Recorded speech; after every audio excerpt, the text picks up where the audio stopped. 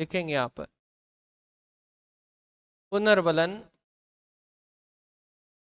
दो प्रकार का होता है, दो प्रकार का होता है। एक तो होता है सकारात्मक पुनर्बलन,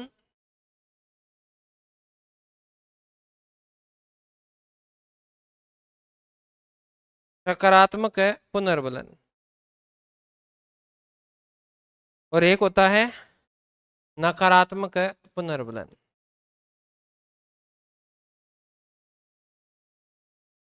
अब यहां से प्रश्न आए ना आए ये मुझे नहीं पता, पर जो चीज मैं अब करवाऊंगा वहां से लिख लीजिएगा, सही वहां से आपसे प्रश्न पूछेगा, ठीक है। कैसे, देखो पहला लिख लेना आप ये शेपिंग, शेपिंग, ठीक है, स्पेलिंग लिखेंगे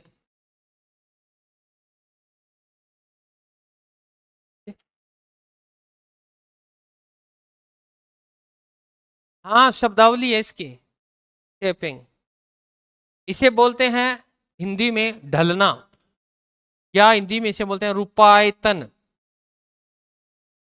क्या बोलते हैं, रूपायतन सिद्धांत, ये इसकी शब्दावली है।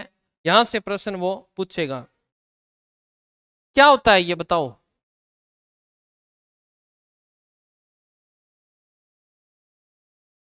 शेपिंग क्या होती है, मैंने लिख दिया ढलना रूपायतन सिद्धांत। इस सिद्धांत में बताओ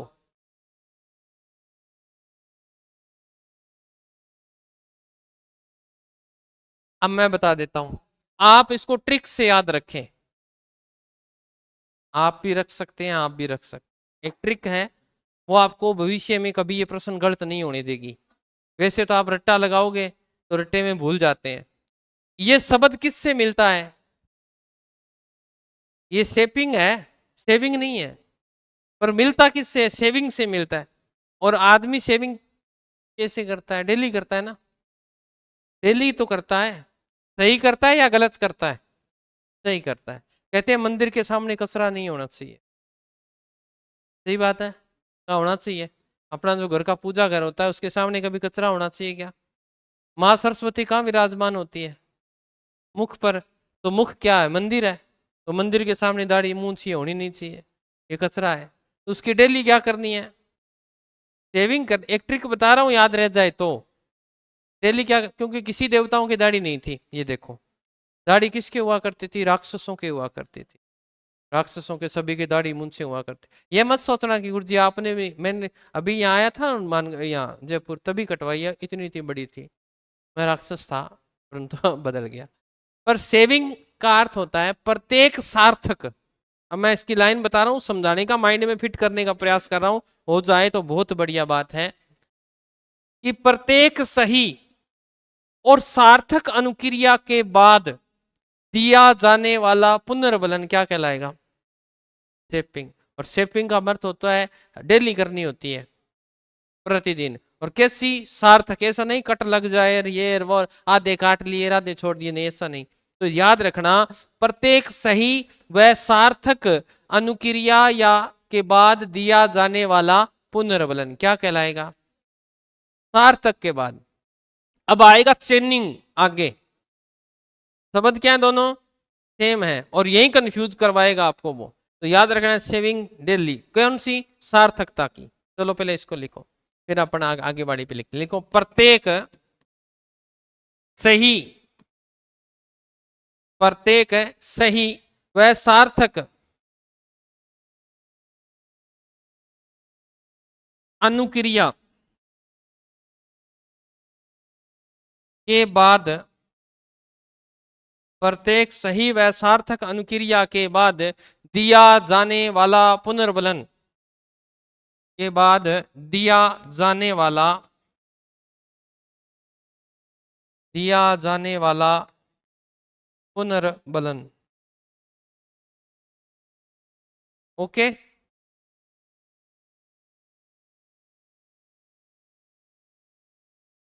समझ में आ गई ना इतनी बात तो।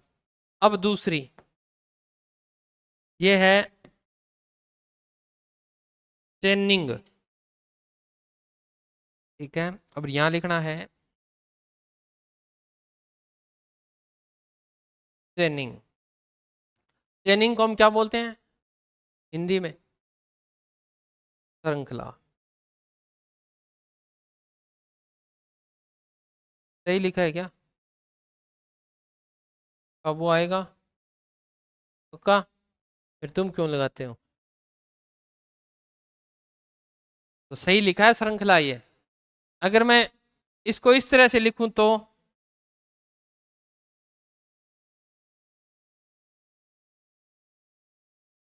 अब बताओ सही है क्या? नहीं लिखा जाता? हाँ, अरे सही है। ये तो एक ही बात है। ये शहर, ये भी शहर, ये सही है।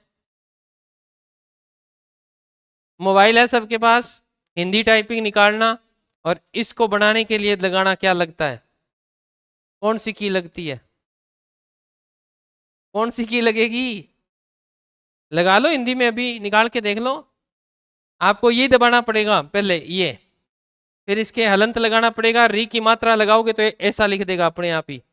कंप्यूटर की भाषा है ये, परंतु ओरिजिनलिटी में ऐसा ही होता है। हाँ? नहीं, एक ही होगा। अरे मैंने 2009 से 15 तक हिंदी भी पढ़ाई है, बुक आती थी अपनी हिंदी की, क्या बात करते हो। चेनिंग श्रृंखला, देखो समझो क्या है।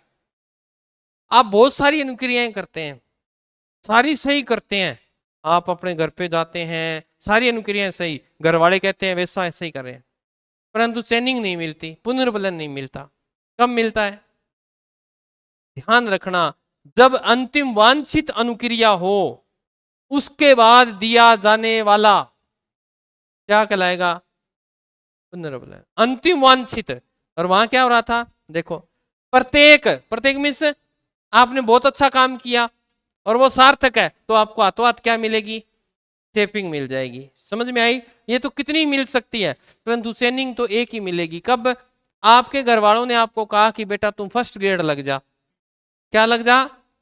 फर्स्ट ग्रेड लग जा। ऐसे याद रखना है इसको। तू जैसे ही फर्स्ट ग्रेड लगेगा तेरे को सोने की चेन देंगे।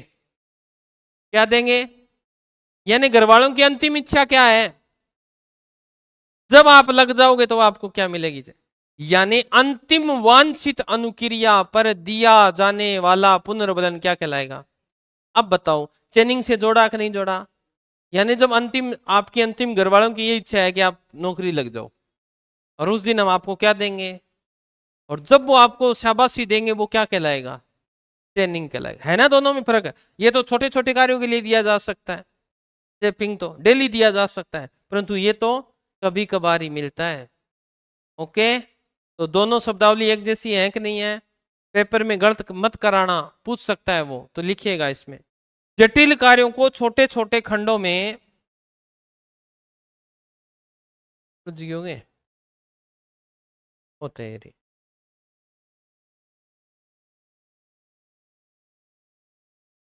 जटिल कार्यों को जटिल कार्यों को छोटे छोटे खंडों में, छोटे छोटे खंडों में तार्किक क्रम में जोड़ना, तार्किक क्रम में जोड़ना और, अब छोटे छोटे खंड तो हैं, आप थोड़ी थोड़ी तैयारी कर रहे हो, है ना, 2-2 घंटे पढ़ रहे हो, 4 घंटे यहाँ लगा रहे हो, और काउंट कितने कर रहे हो? मैं 8 घंटे पढ़ती हूँ। अरे 5 घंटे तो कोचिंग में ही लगा दिए तूने, पढ़ती तू 2 ही घंटे है, घर पे तो 2 ही घंटे पढ़ा जाता है, तो वो काउंट नहीं। फिर भी हम क्या कर रहे हैं? प्रयास तो कर रहे हैं ना, वही तो काम है। जटिल कार्यों को, नौकरी प्राप्त करना जटिल है, छोटे छोटे खंडों में कोचिंग कर रहे हैं, फिर सेल्फ स्टडी कर रहे हैं, कर रहे हैं कि नहीं? यूट्यूब भी देख रहे हैं, यूट्यूब पे मैं ये नहीं कह रहा, एजुकेशन की वीडियो देख रहे हैं, तो है ना। तो लिखेंगे जटिल कार्यों को छोटे छोटे खंडों में तार्किक क्रम में जोड़ना और अंतिम अंतिम अंतिम वांछित अनुक्रिया, अंतिम वांछित अनुक्रिया पर पुनर्बलन देना, पर पुनर्बलन देना।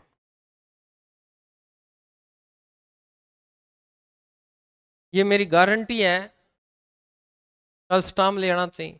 अगर आपको इस तरीके से शेपिंग और चेनिंग को याद करवा दे, किसी से पूछ लेना, मैं ये नहीं कहता किसी संस्थान के बच्चे से जो आपका मित्र होगा कि यार शेपिंग और चेनिंग बताना क्या होगा, कन्फर्म उलझेगा।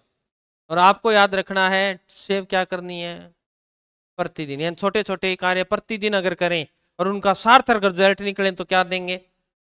और चेनिंग कब मिलेगी, जब अंतिम वांछित अनुक्रिया होगी तभी मिलेगी, ऐसे याद रखना है, भूलना नहीं है। ओके, कन्फर्म है, ठीक है। डोला तो यहाँ चढ़ा दो, यहाँ बस ये अब याद कर ही दियो गुरु जी, पेपर में सही करिए। अब लिखें सकारात्मक पुनर्बलन, सकारात्मक पुनर्बलन।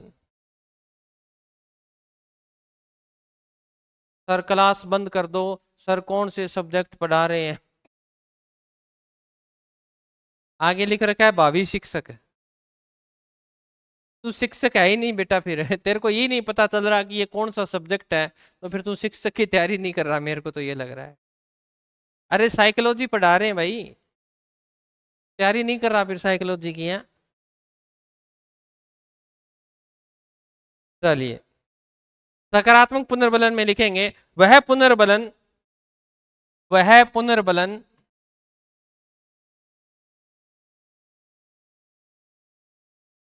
पुनर्बलन जिससे अनुक्रिया की संभावना, अनुक्रिया की संभावना बताओ घट जाएगी कि बढ़ जाएगी, बढ़ जाती है,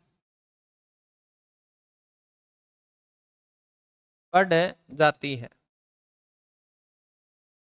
तो वह पुनर्बलन जिससे, जैसे, जैसे एग्जाम्पल में और लिखो, जैसे भोजन, ये सकारात्मक पुनर्बलन है, मिलता है तो आदमी काम करता है। पानी, प्रशंसा, भोजन, पानी, प्रशंसा, ठीक है, आदि।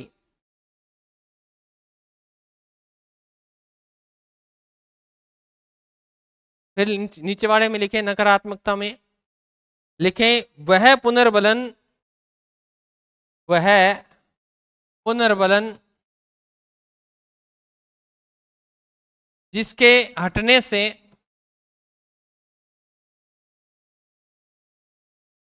जिसके हटने से अनुक्रिया की संभावना, अनुक्रिया की संभावना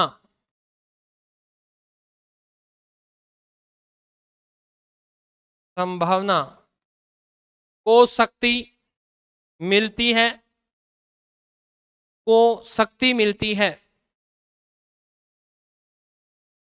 संभावना को, अरे मेरे पास जगह नहीं थी इसलिए मैं सोच रहा था लिख ही लो, तो शक्ति मिलती है। जैसे, जैसे पीड़ा, पीड़ा, शोर, अपमान आदि। पेपर में जो चीज पूछी गई वो उदाहरण लिखवा देता हूं, एग्जाम्पल लिख लो। अब बाहर क्या है, मैं देखता हूं आपको जब छुट्टी होती है आपकी, देखता हूं, वॉच करता हूं आपको, आप क्या करते हैं इससे बचने के लिए। यही तो लिखा है ना, वह पुनर्बलन जिसके हटने से अनुक्रिया की संभावना, आप उस चीज को दूर करने का प्रयास करते हैं। कैसे, जैसे अब आप यहां से कोचिंग से बाहर जाओगे तो धूप होगी, धूप से बचने के लिए क्या करोगे, मास्क लगाएंगे, चश्मा लगाएंगे, ग्लव्स वगैरह पहनेंगे, है ना।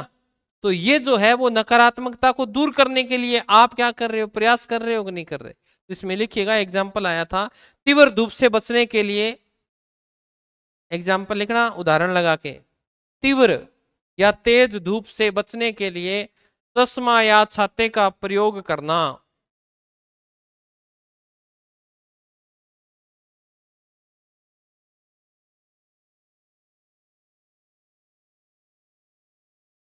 लड्डी।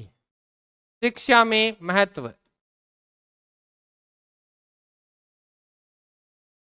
ये कह रहा है, अभी समझा रहा हूं ना। वह पुनर्बलन जिसके हटने से, यानी आपको धूप लग रही है, आप उसे हटाना चाहते हैं कि नहीं चाहते? हटाना चाहते हैं ना, कि मैं धूप न लगे। आपको वो क्या दे रही है? दुख दे रही है, पीड़ा कर रही है आपको शरीर में, यानी बेचैनी आ रही है। वही तो कह रहा है, वह पुनर्बलन जिसके हटने से अनुक्रिया की संभावना क्या होती, काम करने की संभावना क्या हो जाती है, देखो वो शक्ति मिलती है। यानी आप ये चाहते हैं, जैसे मैं अभी उदाहरण देके गया था, आप सो रहे हैं और आपको मच्छर काटते हैं, हो रहा है ना। अब आपको नींद लेनी है, पुनर्बलन प्राप्त करना है, तो क्या करोगे? या तो ऑल आउट जलाओगे या मच्छरदानी में सो जाओगे। तो सोने में शक्ति मिली कि नहीं मिली आपको? उसी प्रकार जो उदाहरण मैंने लिखा है वो पेपर में पूछा, डीएसएसबी के एग्जाम में आया था। ये पूछा कि यहाँ कौन सा पुनर्बलन है, नकारात्मक है सकारात्मक। तो यहाँ पहले क्या करना पड़ेगा? गलत चीज है उसको हटानी पड़ेगी, तभी तो पुनर्बलन। पुनर्बलन का अर्थ क्या होता है? हौसला बढ़ना। कब हौसला बढ़ेगा? पहले आपको गलत चीज को क्या करना पड़ेगा? हटाना। परंतु यहाँ तो पहले से होती नहीं, तो यहाँ हटाना पड़ता है। जहां आपको ये लगे कि यहाँ तो गलत चीज है, इसे हटा के मैं प्राप्त करूंगा, तो वो नकारात्मक पुनर्बलन होता है। आगे समझ में? कोई भी चीज हो सकती है। आपको नींद नहीं आ रही, आपका पेट दर्द हो रहा है, तो पेट दर्द को हटाना पड़ेगा, तभी तो नींद आएगी, तभी तो पुनर्बलन मिलेगा। बस ये तो बात समझाई है। अब समझ में आ गया? हाँ बेटा, पहले ही आ गया था गुरुजी, इसके एक के नहीं आया था बेचारी के। तुम तो बहुत ब्रिलियंट हो। देखो, शिक्षा में महत्व है। खा खा के पोहा दिमाग तेज कर रखे थे। शिक्षा में महत्व है। अब देखो, मैंने मेरे बच्चे, शुक्र करा जबान सरस्वती बैठा है, मैंने मेरे बच्चे को कहा कि बेटा तू क्लास में अगर 98% लेके आएगा तो मैं तुझे साइकिल ला के दूंगा। हो गया। मेरी इच्छा क्या है? वांछित है ना। क्या बालक ऐसा करने के लिए प्रयास करेगा? उद्दीपक तो मैंने सामने रख दिया, उसके क्या प्रयास करेगा? अगर उससे किस चीज की आवश्यकता हुई तो करेगा वो, साइकिल की। और उसके मन में साइकिल की है ही नहीं, वो सोच रहा है कि मैं तो लाइट वाली स्कूटी लाऊंगा, पापा साइकिल ला के दे रहे हैं। तो फिर करेगा क्या? नहीं करेगा। तो वांछित अनुक्रिया पर लिखें, एक नंबर लगा के लिखें, वांछित अनुक्रिया के, वांछित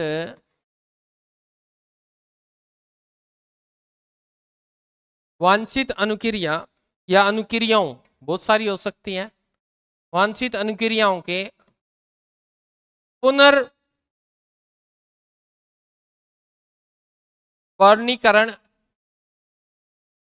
हाँ चल, करण से बच्चों को प्रोत्साहन मिलता है, से बच्चों को प्रोत्साहन मिलता है, बच्चों को प्रोत्साहन मिलता है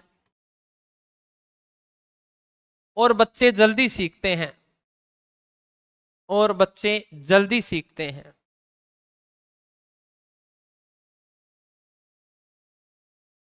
जल्दी सीखते हैं।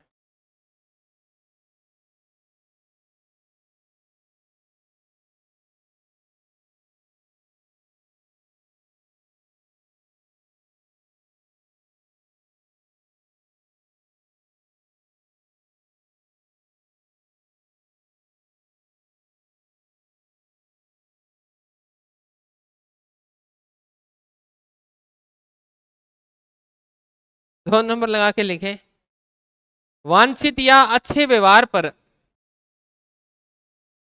वांछित वांछित या अच्छे व्यवहार पर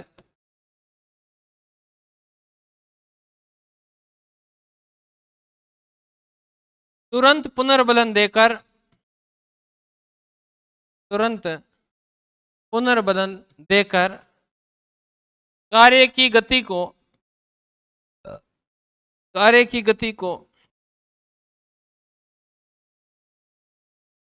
बढ़ाया जा सकता है, बढ़ाया जा सकता है।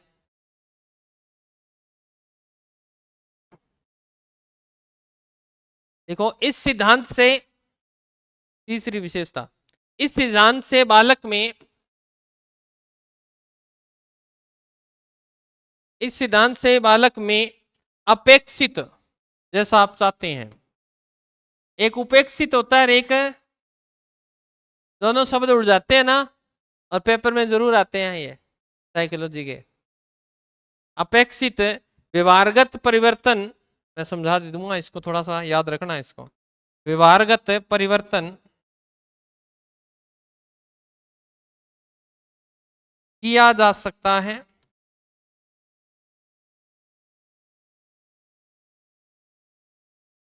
क्या होती है देखो, यहां समझ लो फिर, ताकि भविष्य में याद रहे। अपेक्षा, अपेक्षा आपको कथनों में कई बार पूछता है, वो निम्न में से कौन सा कथन गलत है साइकोलॉजी का, तो वहां वो क्या कर देता है, इस शब्द के साथ खेल जाता है और हम एक ही समझ जाते हैं। अपेक्षा क्या होती है और उपेक्षा क्या होती है? अपेक्षा जो होती है वो होती है इच्छा, ठीक है, आप इसे कह सकते हैं आशा। मैं आपसे आशा कर सकता हूं कि आप मुझे सिलेक्शन देकर मेरा नाम ऊंचा करेंगे, तो वहां मैं किस शब्द का यूज करूंगा? अपेक्षा का। और ये जो होता है उपेक्षा, ये तो निंदा करने के लिए आता है शब्द। किसके लिए? किसी की निंदा करनी हो, या किसी के साथ तुलना करनी हो, या किसी को नीचा दिखाना हो, वहां क्या आती है? उपेक्षा। जैसे अभिवृद्धि की, सॉरी, विकास की उपेक्षा अभिवृद्धि अधिक कारगर है। क्या सही है?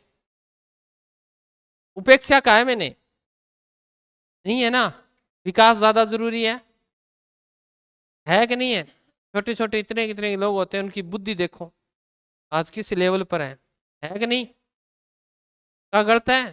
तो अपेक्षा और उपेक्षा में ध्यान रखना है। अगर पेपर में ये दोनों शब्द आए हुए हैं तो मान लीजिएगा वो आपको यहीं से उलझाना चाहता है। तो याद रखना, अपेक्षा का अर्थ है इच्छा, आशा, उपेक्षा, ठीक है। चलिए नंबर 4 पे, नंबर 4 पे लिखिएगा पुरस्कार, पुरस्कार, प्रशंसा, पुरस्कार प्रशंसा बच्चे के लिए, बच्चे के लिए अच्छे प्रेरक हैं, बच्चे के लिए अच्छे प्रेरक हैं, ठीक है। बच्चे के लिए क्या हैं? अच्छे प्रेरक हैं। आगे नंबर 5, बच्चे के शब्द भंडार, बच्चे के शब्द भंडार को बढ़ाने में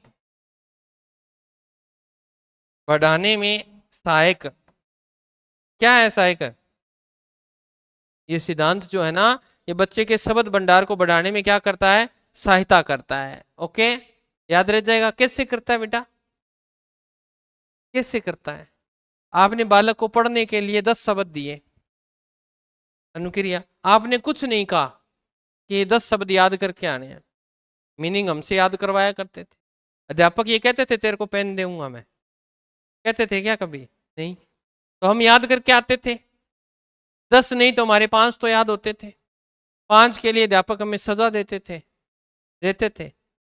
नहीं, शाबाशी देते थे। कोई बात नहीं बेटा, आज 5 किए हैं, कल हो जाएंगे, कल तुम 10 याद करके आना।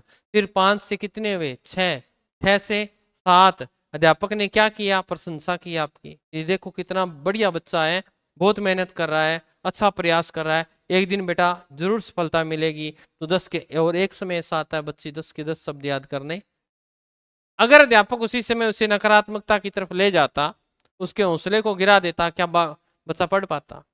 तो ये कह रहा है कि इस तरह से, इस सिद्धांत से क्या किया जाता है? बच्चे के शब्द भंडार को बढ़ाया जा सकता है। ओके, चलिए उसके बाद में लिखें सरल से कठिन, सरल से कठिन या जटिल भी लिख सकते हो। सरल से कठिन के क्रम में बालक सीखता है।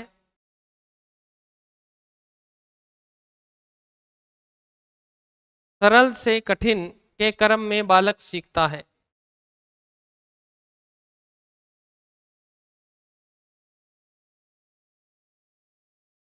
ओके, हो गया।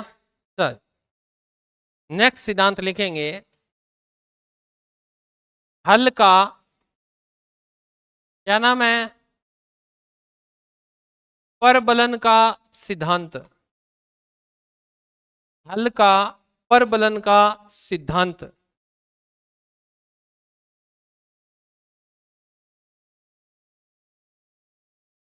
ये कौन सा सिद्धांत होता है? हल का कौन सी थ्योरी है ये? नहीं पता, कह दो। अरे पहले हम पढ़ के आए कौन सी, सी आर, फिर एस आर, और अभी कौन सी पढ़ी, आर एस। अब कौन सी पढ़े फिर? अब पढ़ेंगे सीधी रेनफोर्समेंट थ्योरी, अर्थात परबलन किसको कहते हैं? रेनफोर्समेंट को ही तो कहते हैं, पुनर्बलन को ही तो कहते हैं। कौन है इसके प्रतिपादक? सी प्रतिपादक की बात करें, सी एल हल, यही तो है, सी एल हल। आठे लिख दियोगे, शाबाश। नयो सिद्धांत है वो, नए पेज से लिखना था, ताकि कल को उस सिद्धांत की कोई और बातें मिल जाए तो कहां लिखोगे। और मैंने कहा था रजिस्टर समाप्त हो जाए मुझे बता देना, मैं ला दूंगा आपको।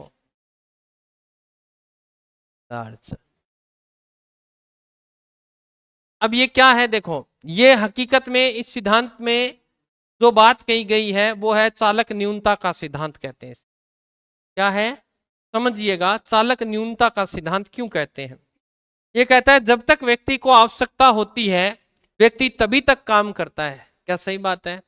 जैसे आपकी चालकता क्या है, आपको भूख लगी है, ठीक है, भूख लगी है, जब तक आपकी भूख शांत नहीं होगी तब तक आप बहुत प्रयास करोगे, और जैसे ही भूख शांत हो जाएगी प्रयास की गति।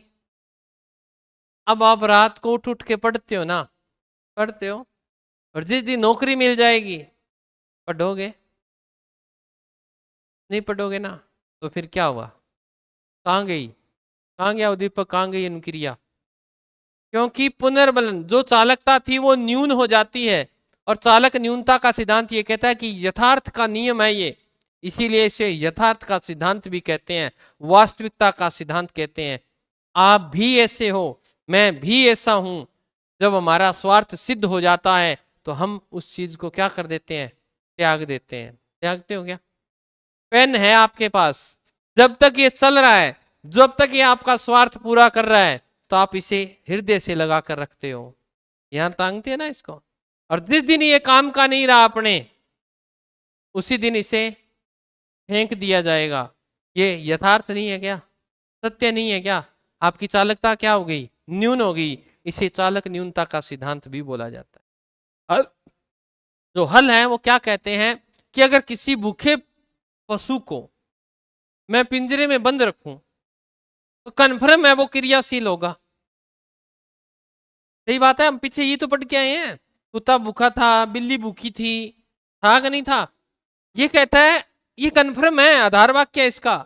ये कहता है कि अगर मैं किसी पशु को भूखा है और उसे पिंजरे में क्या रखूं, बंद रखूं, और उसे क्या लगी है, भूख, जो उसे भूख लगी है, जो उसकी चालकता है, चालकता को इंग्लिश में ड्राइव बोलते हैं, जो उसका ड्राइव है वो उससे कार्य करने के लिए क्या कर देगा, विवश करेगा, करेगा कि नहीं? किया था ना पीछे, तो वो कार्य करने के अंदर क्या करेगा, गति को बढ़ा देगा, यानी उसकी चालकता क्या हो जाएगी, बलवती हो जाएगी, चालक यानी बलवान हो जाएगा, तो वो कुछ भी कर सकता है। आपको भूख लगी हो और आपको घर में कुछ नहीं मिल रहा तो आप खुद बताइएगा आप क्या क्या करते हो, खुद बता दो। आप यहां से गए 1-2 बजे जाते हो, भूख लगी है गजब की, बहुत जोर की, और आपने सपने ले रखे हैं कि घर पे जाते ही मुझे आज बढ़िया सब्जी मिलेगी, बढ़िया रोटी मिलेगी, कुछ नहीं खा के आराम से सोऊंगी। यानी आपको भूख लगी है, आपकी चालकता क्या हो गई, चालू है। अब जब तक वो शांत नहीं होगी तब तक आप क्या करोगे, प्रयास करोगे। आप गए रसोई में, रसोई में जाते ही देखा चपाती बॉक्स खाली, चपाती बॉक्स क्या है, खाली। फिर आपने सब्जी वाला कुकर देखा, उसमें थोड़ी सी सब्जी बची थी, क्या आप खाते नहीं हो, ओनली सब्जी खा जाते हैं। चालकता जब अधिकता में आती है तो, और सब्जी भी नहीं मिली तो फिर क्या करें, फिर इधर उधर हाथ मार पैर मारते हो, देखते हो कुछ पड़ा है क्या, फ्रिज खोल के देखते हो, वहां आपको ककड़ी मिल जाती है, गाजर मिल जाती है, मटर मिल जाती है, कच्ची खा जाते हो। बताओ ये मैं झूठ बोल रहा हूँ या सच बोल रहा हूँ, करते हो ना ऐसा। और कई जो मेरे जैसे थोड़े से विद्वान जो श्रेणी में नहीं आते, वो तो फिर ऐसा ही करते हैं। जो आप जैसे पढ़े लिखे बच्चे हैं, जो विद्वान हैं, इंटेलिजेंस हैं, वो क्या करते हैं, वो कुछ नहीं करते। वो देखते हैं, उन्हें पता है कि हमारे सिर भूख क्यों लगती है, हमारे शरीर में ग्लूकोज की मात्रा कम हो जाती है, ग्लूकोज की मात्रा ही कम होती है, इसी वजह से भूख लगती है। फेफड़ों के अंदर क्या संकुचन वगैरह क्या होता है, यही होता है क्या, हाँ। तो ग्लूकोज, तो फिर वो क्या करते हैं, वहां चीनी पड़ी होती है, चाय बना लेते हैं, और चाय भूख को क्या कर देती है, मार देती है। फिर भूख नहीं लगती, कन्फर्म है। जिस आदमी को भूख लगे उसे एक कप चाय पिला दो, या वो चाय नहीं पीता तो उसे चीनी खिला दो, 2 चम्मच, 2 चम्मच चीनी खिला दो, वो शांत हो जाता है, क्योंकि उसकी चालकता क्या हो गई, न्यून हो गई। तो ये सीधा सा फॉर्मूला है, अगर भूख लगी हो ना अब, तो 2 चम्मच चीनी खा लेना, मीठा खा लेना, कुछ भी, गुड़ खा लेना, भूख मर जाएगी। क्योंकि आपके शरीर में ग्लूकोज जो है, शर्करा जो है वो पूरी हो जाएगी, पूरी हो जाएगी तो आपको फिर कमी महसूस नहीं होगी, चालकता न्यून हो जाएगी। अब तुम ऐसा मत करने लगे कि रोटी मत बनाओ, गुरुजी शक्कर खानी शुरू कर देगा, खानी भी है टेम सिर। तो ये सिद्धांत किसका था, सी एल हेल का था, याद रह जाएगा इतना। ये सिर्फ इस बात पे बल देते हैं कि जब तक चालकता अधिक होगी, यानी चालकता की न्यूनता नहीं होगी, व्यक्ति कार्य करे ही करेगा। और जिस दिन वो चालकता न्यून हो गई, व्यक्ति कार्य को करना छोड़ देता है। इतना सिद्धांत है इनका। किसी जानवर पे प्रयोग नहीं किया, कई किताबें कहती है चूहे पर किया, फलानिए पर किया, कुछ नहीं किया। ठीक है, चलिए लिखिए। और सबसे बेस्ट माना है इस सिद्धांत को, यह भी ध्यान रखना, सभी जितने भी व्यवहारवादी हैं, मनोविज्ञानी हैं, वो ये कहते हैं कि सबसे बढ़िया सिद्धांत ही कौन सा है, हल्का है। किन्नर तो यहां तक कहता है मेरे वाला सिद्धांत कुछ नहीं है, ये सबसे बढ़िया, मेरे वाले से बढ़िया है। आगे लिखवाऊंगा ये बातें, तो बढ़िया है, तो बढ़िया है ना। तो लिखें प्रबलन का सिद्धांत, प्रवर्तक लिखें सी एल हेल। पुस्तक जरूर लिखना इनकी, व्यवहार के सिद्धांत 1915 में आई थी। व्यवहार के सिद्धांत, प्रिंसिपल ऑफ बिहेवियर इंग्लिश में लिखना है, तो principles of behaviour.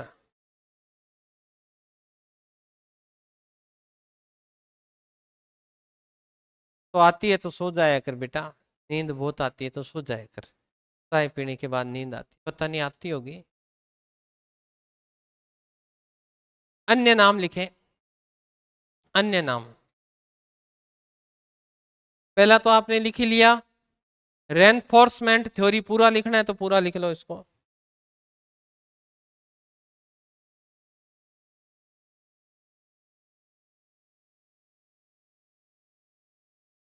Reinforcement theory यानी आर थ्योरी, ठीक है।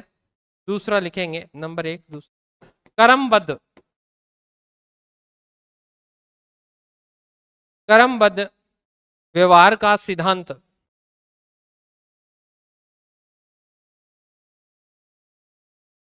क्रमबद्ध व्यवहार का सिद्धांत। अगर मैथ साइंस वाले बैठे हैं तो वो ध्यान रखना, यहीं से पूछेगा। गणितीय निगमन सिद्धांत, निगमन सिद्धांत कैसे आ रहा है, निगमन सिद्धांत गणित का निगमन सिद्धांत कैसे आई है? हाँ, फिर उदाहरण, जब आपका नियम आपको आता है तो आपकी चालकता क्या हो गई? शांत हो गई, तो आप प्रश्न को हल कर सकते हैं। समझ में आई बात है? इसीलिए इसे गणितीय निगमन सिद्धांत भी बोला जाता है। ओके, पांचवा लिखें, सबलीकरण।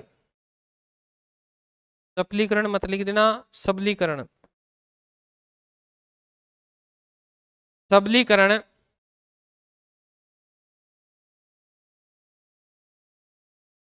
अवकलन सिद्धांत।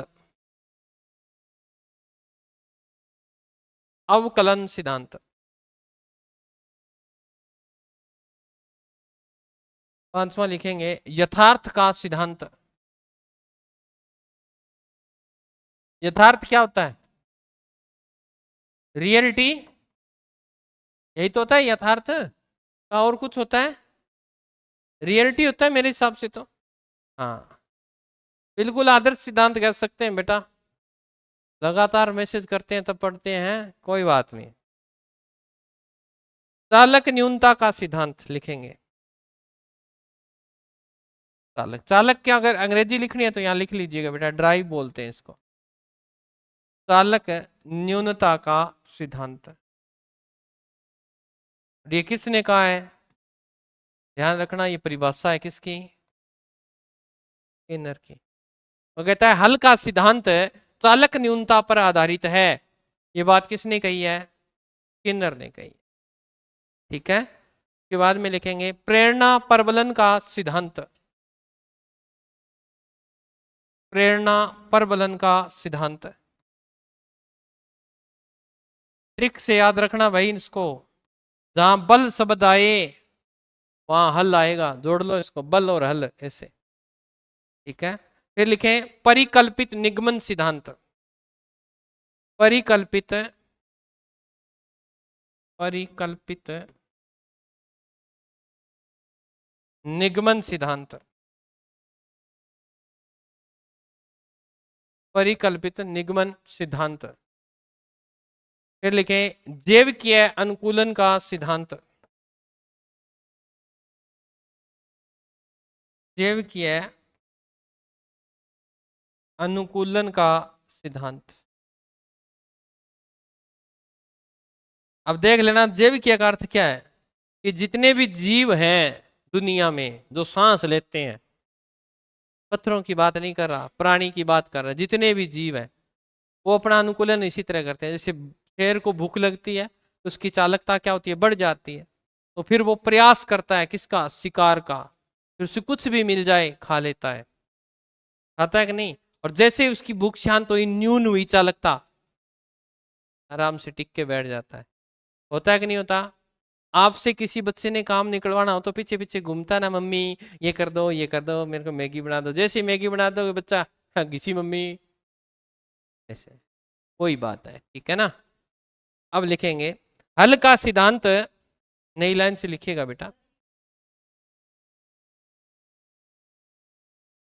कहाँ है ये? तो क्षय का अर्थ होता है अच्छा, बल मिलता है। जब बल मिलता है तभी तो मैंने यहां लिखा है, देखो परबलन। परबलन पुनर्बलन को तो बोलते हैं, रेफोर्समेंट को। अभी इसका नाम यहां मैंने सबलीकरण लिख दिया, बात तो वही है। परिकल्पित कल्पना की जाती है, ये तो यही हो गया ना, ये कल्पना की जाती है। जैसे मैं कह दूं 2 और 5, जब तक मेरी ये न्यूनता जानने की है कि 2 और 2 5 होते हैं, तो मैं उस बात को सिद्ध करूंगा। 2 और 2 5 होते हैं। 5 होते हैं क्या? नहीं होते।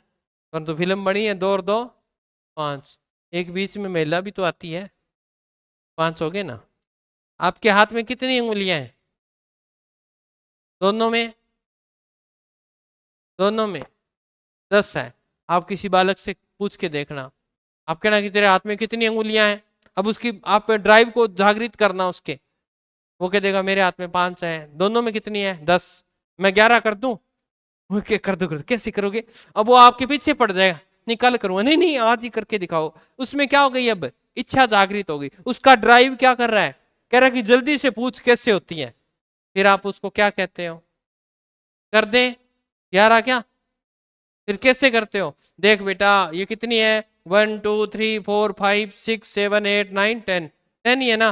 ऐसे बंद कर, हो गई। अब ऐसे कर, होगी। अब मैं जादू मारता हूं, फिर आप ऐसे कर, 11 होगी। कैसे होगी देख, उल्टा गिन बेटा। 10, 9, 8, 7, 6, 6 है ना इसमें, 5 इसमें, कितनी हो गई? 11 होगी ना, हो गई आज। बस। तो फिर आप उसे, उसकी जिज्ञासा को शांत कर देते हैं, बाद में फिर वो कभी नहीं पूछे, फिर वो खुद करके देखता है कैसे किया था। यही तो है। चलिए देखिए, हल का सिद्धांत, हल का सिद्धांत, हल का सिद्धांत पावलो व थोरनडाइक, पावलो व थोरनडाइक के सिद्धांत पर आधारित है।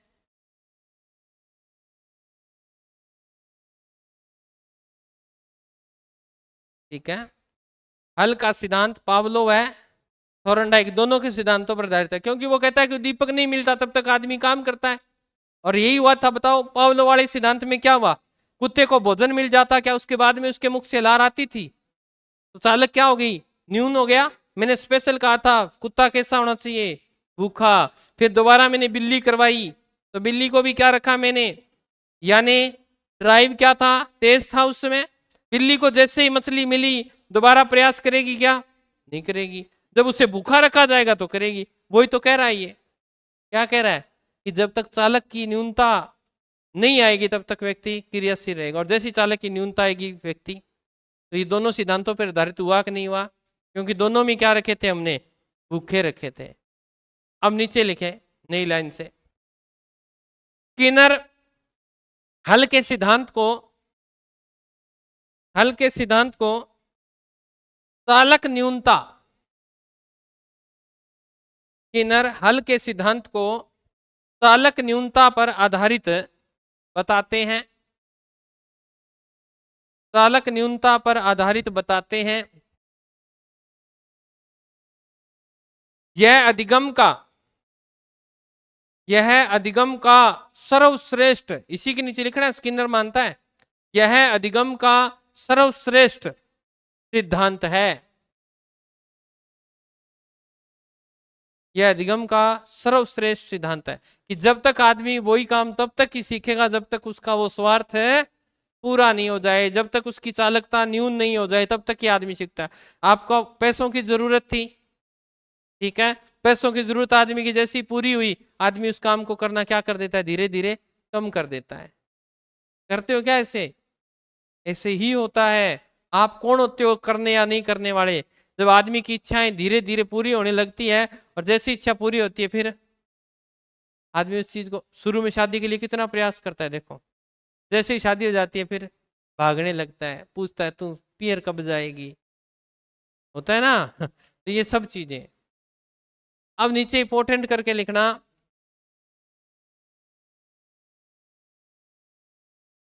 देखें हल,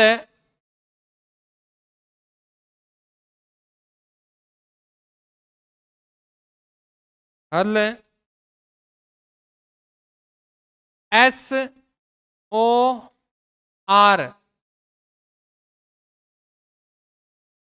हल SOR थ्योरी को स्वीकार करते हैं। और ये मेरे प्यारे ऑनलाइन वाले बच्चे बताएंगे, ऑफलाइन वाले भी बताएंगे कि SOR की थ्योरी किसकी है? बताइए भाई। अरे सब कुछ आएगा, पेडागोजी भी आएगी, ICT भी आएगा, पहले साइकोलॉजी तो पढ़ ले। जब ये पूरी हो जाएगी साइकोलॉजी तो उसके बाद में करवा देंगे, वो भी करवाएंगे। पूनम में पढ़ ले बेटा।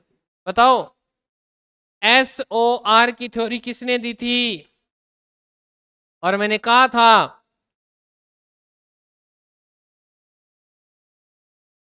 क्या?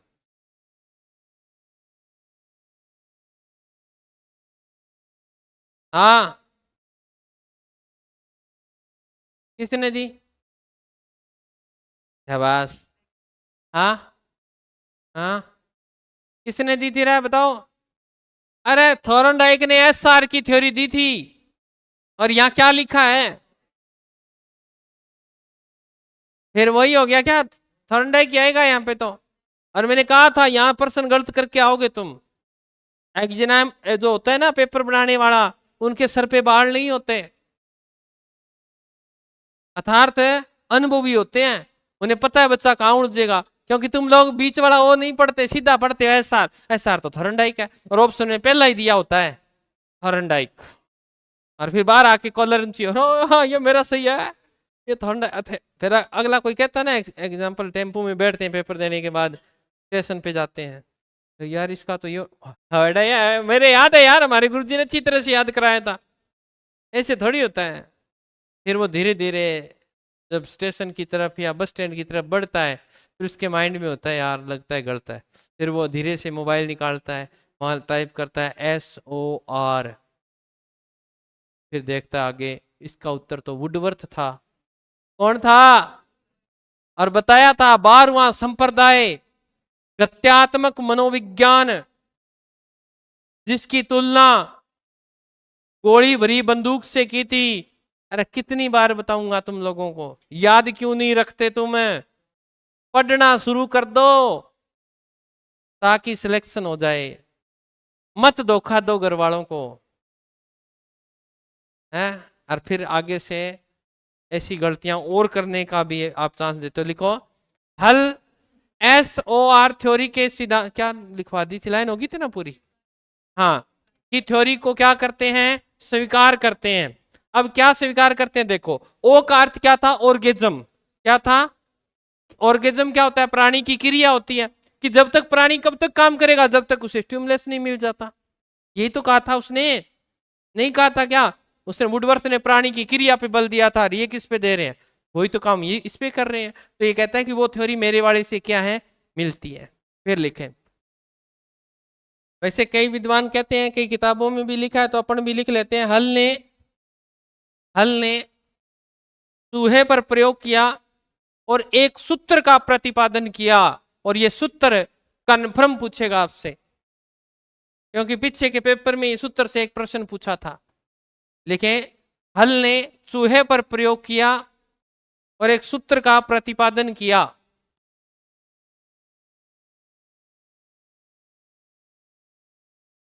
ये बीच में गुणा का निशान है, एक्स मत मान लेना, ठीक है। ये सूत्र दिया है किसने? हल ने। और यहां से ये सूत्र देख के क्या पूछता है वो, ये पूछता है कि ये डी किसको प्रदर्शित करता है, एच किसको प्रदर्शित करता है, और बी किसको प्रदर्शित करता है।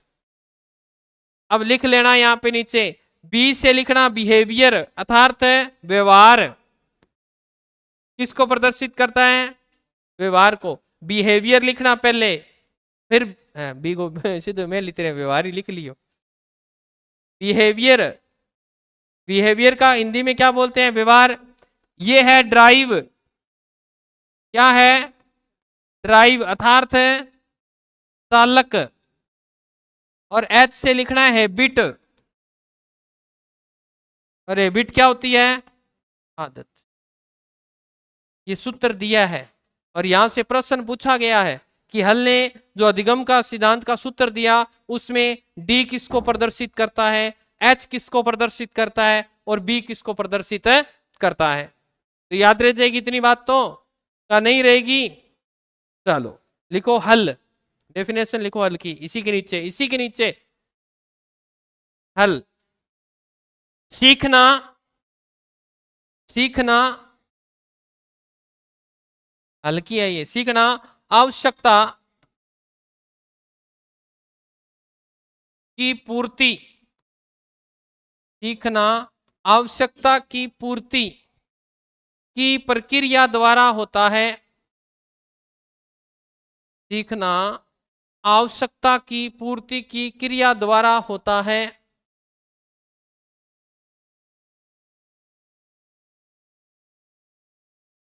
ओके, अब लिखें हल का आधार वाक्य, हल का आधार वाक्य।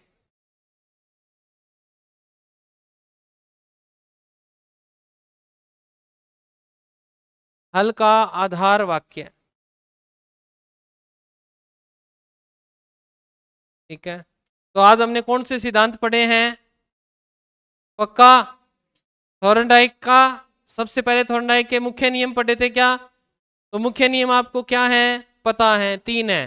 कौन नियम? उसके बाद में हमने आज सिद्धांत पढ़ा कौन सा? स्किनर का। और कौन सी थ्योरी होती है स्किनर की? आरएस थ्योरी होती है ना। इन्होंने थॉर्नडाइक की एसआर थ्योरी को बदलकर कौन सी कर दी? उसमें एस पहले और बाद में इसने क्या कर दिया? आर पहले और बाद में कर दिया।